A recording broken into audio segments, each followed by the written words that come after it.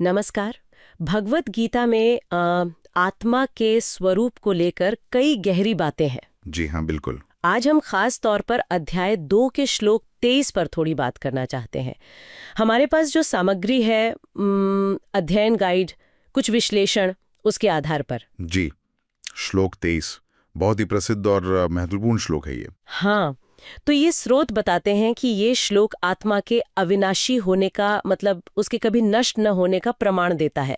देखते हैं कैसे। बिल्कुल। तो श्लोक है, नैनम छिन्दन्ति शस्त्राणि नैनम दहेति पावकः न चैनम क्लेदयन्त्यापो न शोषयति मारुतः।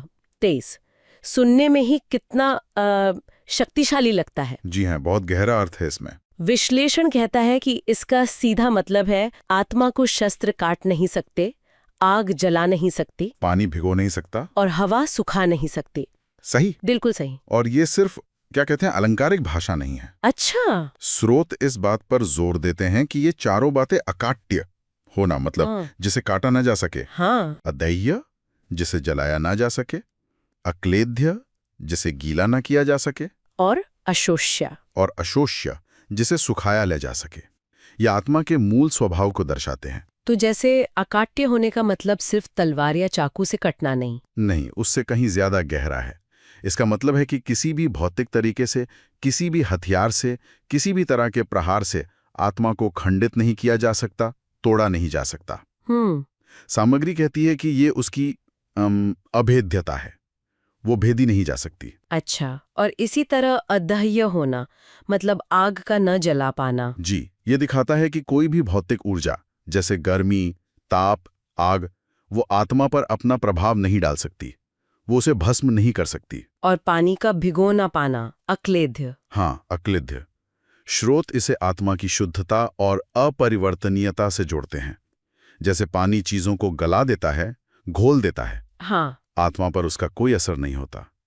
वो हमेशा शुद्ध और अपने स्वरूप में रहती है। और हवा, हवा तो इतनी सूक्ष्म है, वो क्यों नहीं सुखा सकती? अशोष्या क्यों? यही तो बात है।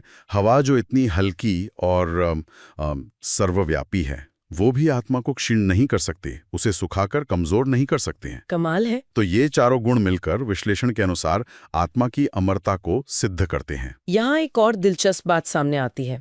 स्रोत कहते हैं कि ये श्लोक असल में व्यक्तिगत चेतना की बात कर रहा है, मतलब हमारी अपनी कॉन्शियसनेस। हाँ, ये बहुत ही महत्वपूर्ण बिंदु है। ये कैसे जुड़ता है इससे? देखिए, अध्ययन सामग्री के अनुसार आत्मा ही वो व्यक्तिगत चेतना है जो मैं का अनुभव करता है, जो जानता है, महसूस करता है। अच्छा। तो जब गीता कहती है कि आत्मा अकाट्य है, अदह है, अक्लेद्य है, अशोष्य है, तो उसका मतलब है कि हमारी ये जो चेतना है, ये जो कॉन्शियसनेस है, वो इन सब भौतिक सीमाओं से, इन विनाशकारी शक्तियों से पूरी तरह परे हैं। ओह, तो मतलब ये चेतना कभी मरती नहीं? बिल्कुल। स्रोत यही कहते हैं, ये चेतना न जन्म लेती है न मरती है, ये शाश्वत है, शाश्वता और अविनाशी, अविनाशी, हमेशा रहने वाली। ये तो बहुत बड़ी बात है। मतलब शरीर तो नष्ट होता है, हम देखते हैं, दुनिया बदलती है। हाँ, शरीर भौतिक है, वो बदलता है, नष्ट होता है, लेकिन ये चेतना, ये आत्मा, जैसा कि स्रोत बताते हैं, वो इन सब परिवर्तनों से, विनाश से पूरी तरह अछूती रहती है। ये ज्ञान, जैसा कि प्रश्नोत्तर वाले हिस्से में भी इशारा है, हमारे जीवन और मृत्यु को देखने के नजरिए को पूरी तरह बदल सकता है। कैसे? अगर हम ये समझ लें कि हमारा असली स्वरूप ये अविनाशी चेतना है, तो फिर शरीर के छूटने का डर, मृत्यु का भय, वो शायद उतना मायने नहीं रखेगा। हाँ, ये बात तो है, क्योंकि जो असली हम हैं, वो तो हमेशा रहने वाले हैं। जी, विश्लेषण का सार यही है। तो अगर हम आज की चर्चा को समेटें, तो भगवत गीता का ये श्लोक 2.23 आत्मा को एक ऐसी नित्य, स्थायी, अविनाशी चेतना के रूप में दिखाता है। हाँ, जिसे कोई भी भौतिक तत्व या शक्ति, चाहे वो हथियार हो, आग हो, पानी हो या हवा, प्रभावित नहीं कर सकती, नष्ट नहीं कर सकती। बिल्कुल सही कहा, एकदम सटीक सारांश है। हम्म। और यहीं से एक बहुत गहरा विचार या प्रश्न उठता है, जिस पर शायद श्रोता भी सोच सकते हैं। क्या? अगर ये स्रोत सही है और चेतना यानी कॉन्शियसनेस वाकई में इस भौतिक दुनिया के नियमों से परे है, शाश्वत है, अविनाशी है, हाँ। तो फिर वास्तविकता की, मतलब रियलिटी की असली प्रकृति क्या है? हमारी ये जो रोजमर्रा की भौतिक समझ है, क्या वो पूरी कहानी है या इससे कहीं ज्यादा कुछ और है?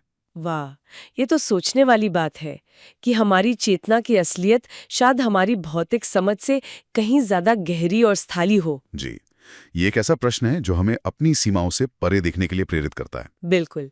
इसी विचार के साथ आज की ये गहन चर्चा यहीं समाप्त करते हैं। जी।